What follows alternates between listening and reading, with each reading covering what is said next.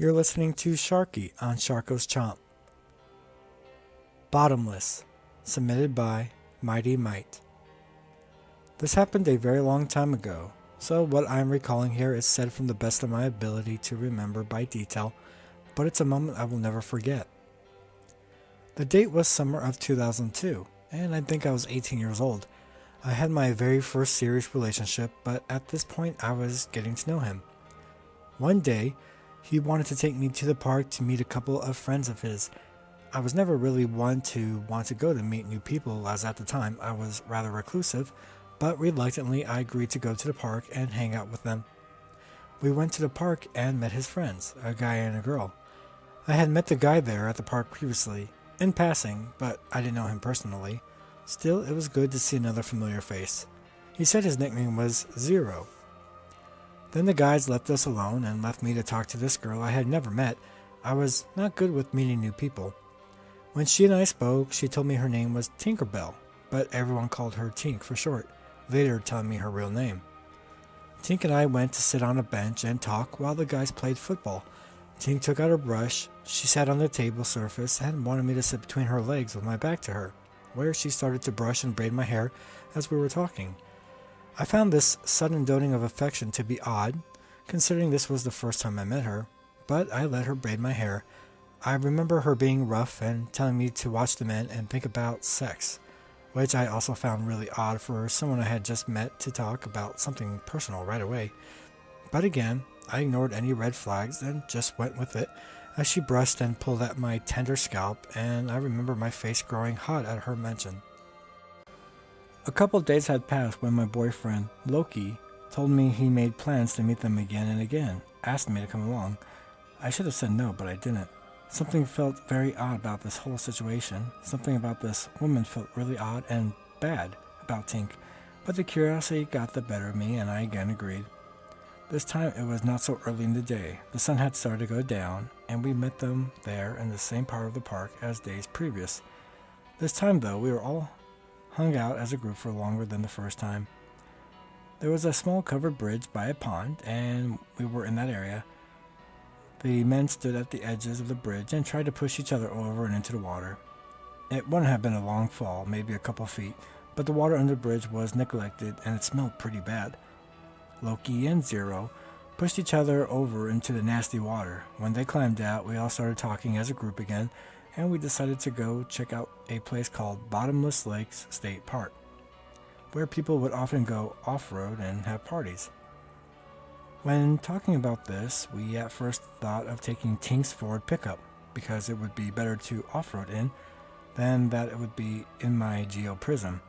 But we decided because her truck took too much gas, she would take it and park it. I followed her in my car with the guys, and then we picked her up and drove out to Bottomless. It was maybe 15 or 20 minute drive when we were there to get out. The road out there is pretty much a straight drive, but Tink told me directions to go off-road, and we drove around off-road among sinkholes and drop-offs for a long time. I'm not even sure how long we were driving, but it felt like forever. She would give me directions on where to go and when to turn, but I thought nothing of it at the time. It was just off-roading to me. We came to a specific ditch in the ground, and Tink, after a pretty lengthy discussion, convinces me that my car would easily make it in and back out of this ditch, and that I should take my car down there. So I did. When I stopped and turned off the engine, we all got out of the car. The night was a very nice one, big moon in the sky, and we were by a small river that ran right past us. Again, we were hanging out and talking, making jokes, and just having a great time, when Tink called my attention to the river. Half paying attention to her as I spoke with my boyfriend and Zero, she told me the river was running blood red, and she felt it was time for us to get out of there. I turned my head, and I saw that she was right. The water, which ran a muddy shallow consistency, was now turning blood red before my very eyes. We got back in my car at this point and tried to drive off, but it was no use. My car was stuck in the sandy ditch. I spun the wheels and had the men get out and tried to push us out. It was no good, as the car would not budge. I came up with an idea that if we could just get the sand wet around the wheels, that the sand would either harden or soften, just enough to let us out. The only water around us was the Red River, and I had no other ideas or options at this point. The moon had also moved behind some clouds, so we were in total darkness. Tink and I approached the river and carried back handfuls of water and dumped it around the wheels. We had to make 4 trips each, but we finally had enough water around that we thought it would make a difference.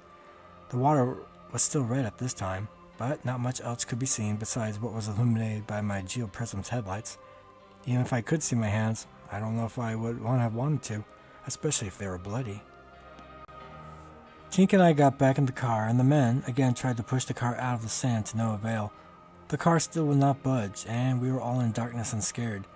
We had no other choice but to head for the highway that we came in on foot. The 4 of us climbed out of the ditch, the men first, and we got helped out by them. We needed a plan to get out. That was when Zero suggested going back to town and getting Tink's truck to push my car out of the ditch. It was really the only choice we had unless we had help, but none of us thought any kind of help was on the way as we got out of the ditch. Tink tells me she took a strong painkiller pill, and soon she became unsteady and could barely hold herself upright. I decided to half carry her as we walked.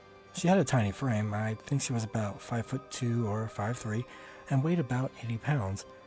I had her arm draped over my shoulders as we walked, and I sort of bounced her on my hip as I carried her along.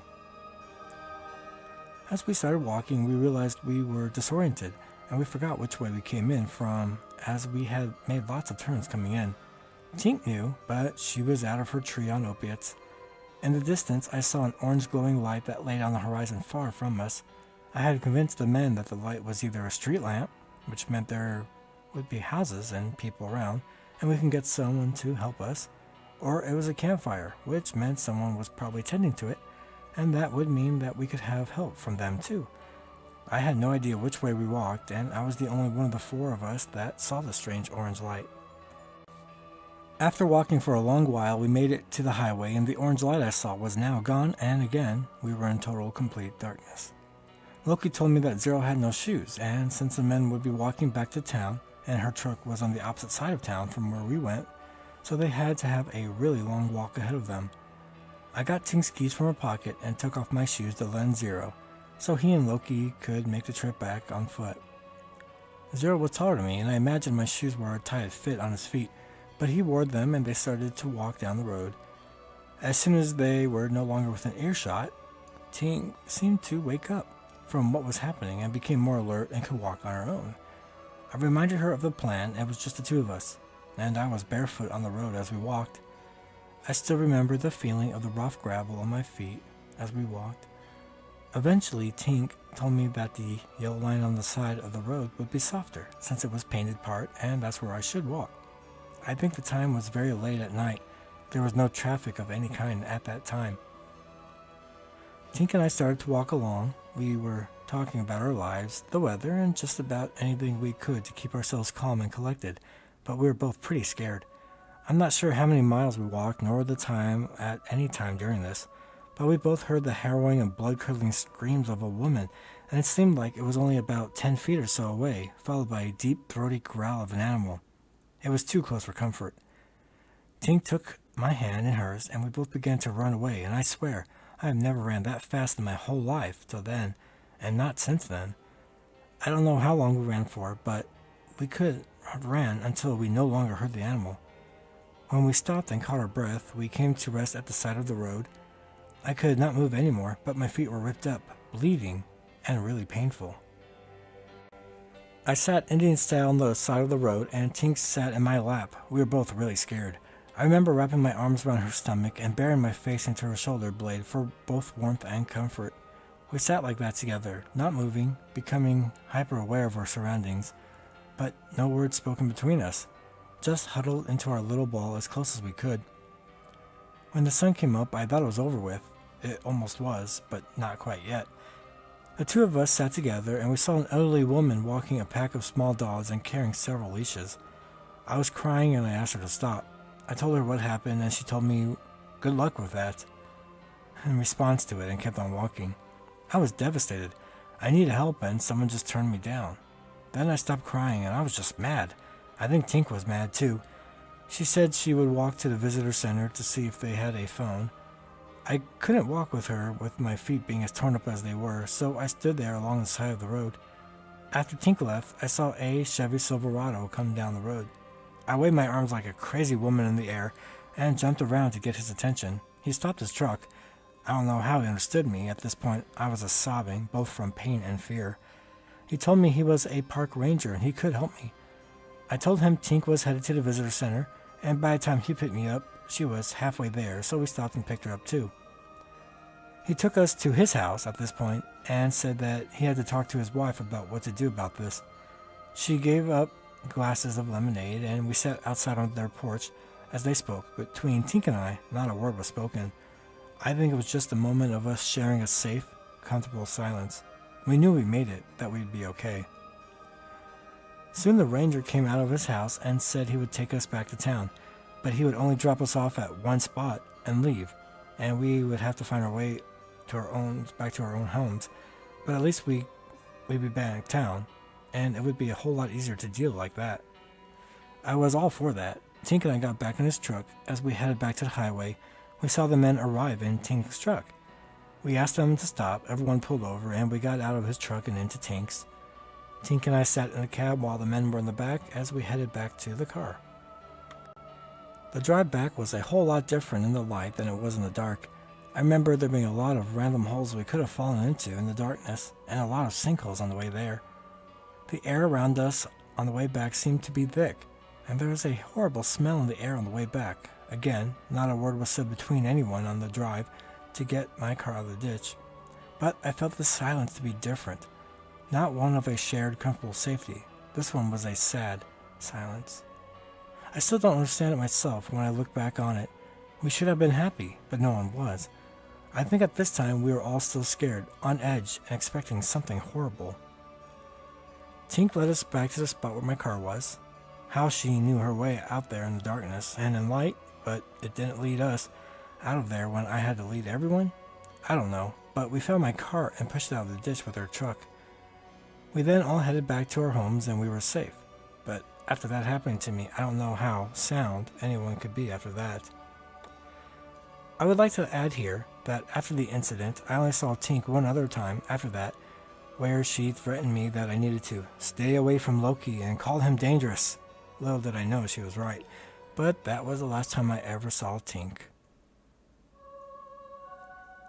This is Sharky with sharkgoeschomp. I hope that you enjoyed the story. Please subscribe for more stories. Have a good night.